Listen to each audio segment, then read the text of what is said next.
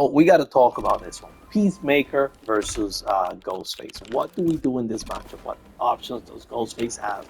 Particularly when you have a Peacemaker that's riding you with this, right? And whatever mix-up it does. Just to start off, primarily, what this setup is looking to do is have you, there we go, is have you contest them so that they can ultimately just get a combo from being able to combo you into that with whatever else. However, you know how those combos goes anyway. But being able to open you up from a full-on strength just because you're afraid and you don't know what buttons to press is such a big thing. And even if you say, well, Project, I can just duck, and what will happen is Jax won't pop me up and whatever else. Oh, I got a block. Hold on. So let me hold that. There we go. I can just hold block and then Jax won't pop me up, right? And that's true. But you just ate damage and now I'm still in your face. You did not fix the problem. You just basically extended I can meet you with a mid, I can dash up throw. You just basically extended my pressure game. And um, good peacemakers, once they know you're just blocking, boom, they're just gonna drop on you. And the crazy thing about dropping is, if they time it right, which I haven't, there it is. 15% is how much you are gonna take. That's 15% of damage that you're just gonna hold every single time. That's a lot of damage for you just blocking a mid. Imagine every time you get hit with a mid, you just hit 15%. And we're back in neutral. I'm still back in your face. Your problem is not solved. You just ate damage. So when you start shutting down these options from Peacemakers, it makes such a big difference in the matchup because it actually forces him to go other routes. And out of this sequence, he does have plenty of options. He can just fall from the other side with a button, right? He can splatter on the other side, right? If you're trying to like backdash or something, he can splatter in the front. And this is important because somewhere in there, he's going to be able to mix your inputs. If he splatter in the front, all of your inputs will be facing front. If he decides to splatter in the back, at some point your inputs are going to be switched. So having a character that has a universal option without motion inputs to deal with this is such a crucial thing. And Ghostface is one of those privileged characters. So if we set up the recording to do this, right? And so we're going to do a full sequence, whatever that is, into whatever combo, right? I'm just letting the recording go at that point so that I can fully explain what happens after with as much time. So Ghostface, actually, you don't want to do it immediately because if you jump, you're just going to get booted. It does take some timing when you know that he switches over to the other side, right? Then from that point on, you can get creative. But Ghostface jump 2, because of the region that he hits, it expands above his hurt box. So Peacemaker can't boot him while he's still protecting above his head, which allows him to essentially time a good time jump 2 and get him in a combo. And because jump 2 goes into another 2, you can get the pop up and whatever else. Now, sometimes because of timing, I found that, you know, it's tough for you to time it in a real match if, you know, because if you jump like right immediately, you're just gonna get booted and you just got full combo. So what I like to do, I actually just like to forward dash and jump forward.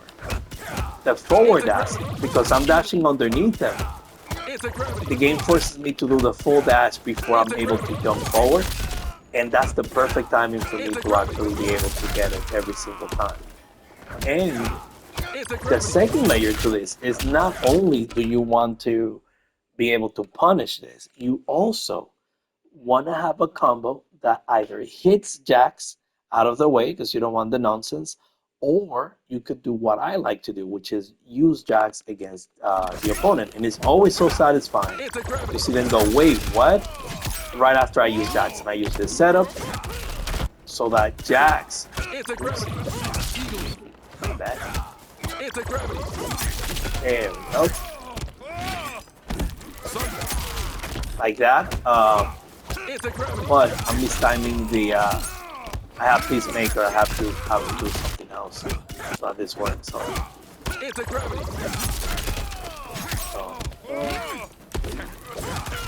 yeah, because it's dashing forward right after. So let me do this.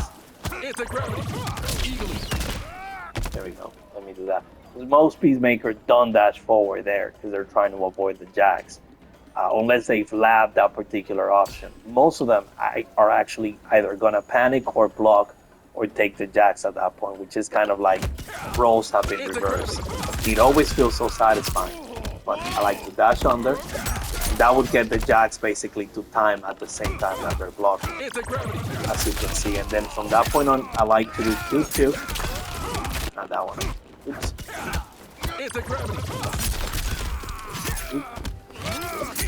Goddamn, I forgot. You see how consistent this is? Like that. So,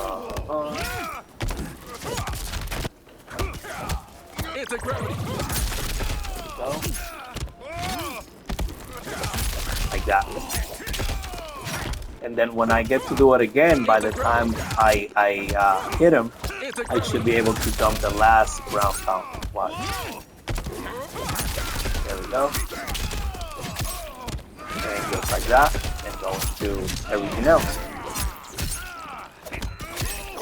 Right? And so now, they're getting punished for a whole lot of damage on their own setup. Right? You can, of course, do your other button if you don't want to deal with it, right? I can do that. I can also climb it back and go like this, right? I can do this, do that, then jump it over, do that, and then that's gonna hit him at that point. So you can always do that if you want to take just a full combo.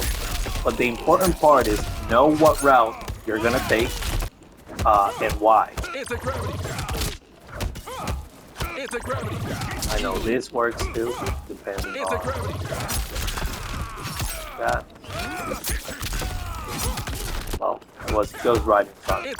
Yeah, practice your routes. That's basically my whole point of this, is practice your routes. Because not only is it important that you get the punish out of it, but you also want to be able to get an appropriate conversion. And now, once you master that, you got to worry about the rest of his options, which once we start adding like splatter in front and everything else, then it's really important for you to know that this is not going to beat all of the options, right? This is going to beat their best option, which is their most likely option, but it's not going to beat all of them. So understand that and understand why you are doing it, because it is going to be a call out. But even so, that call out is so good because it eliminates the best option. It's oftentimes the reason why they're doing this. Now, depending on what other option they take, you may still be able to hit them.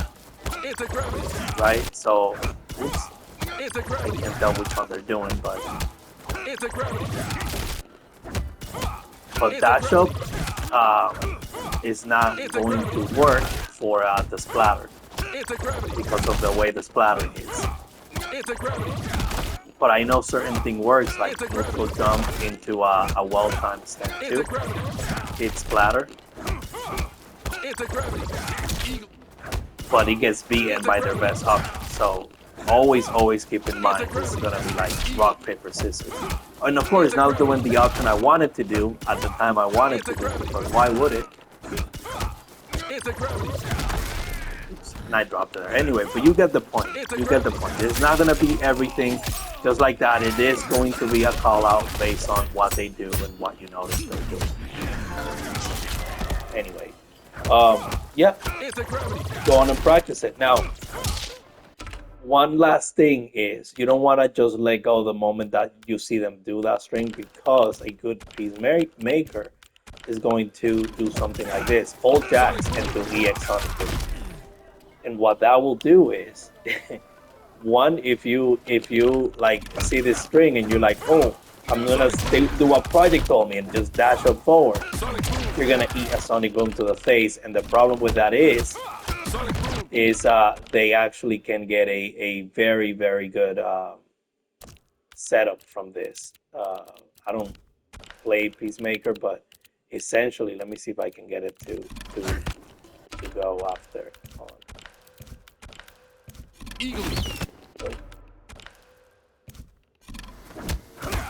Anti-gravity.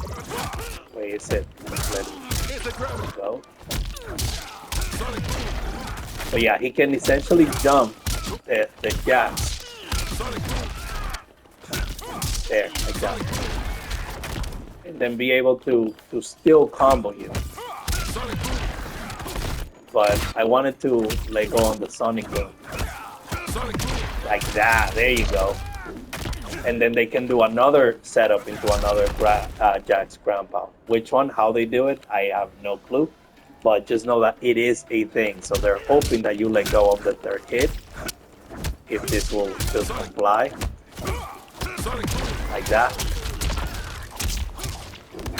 Nailed it.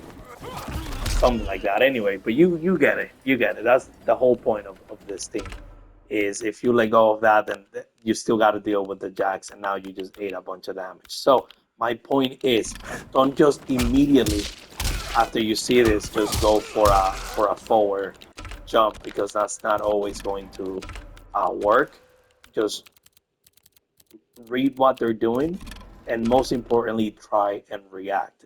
Did they do anti-gravity? Great, then dash up, jump forward into stand two, into jump two. Or you can always learn the timing after you see the anti-gravity and just jump back to two. That's going to prevent you from being hit by their sonic boom move. Anyway, hope this helps.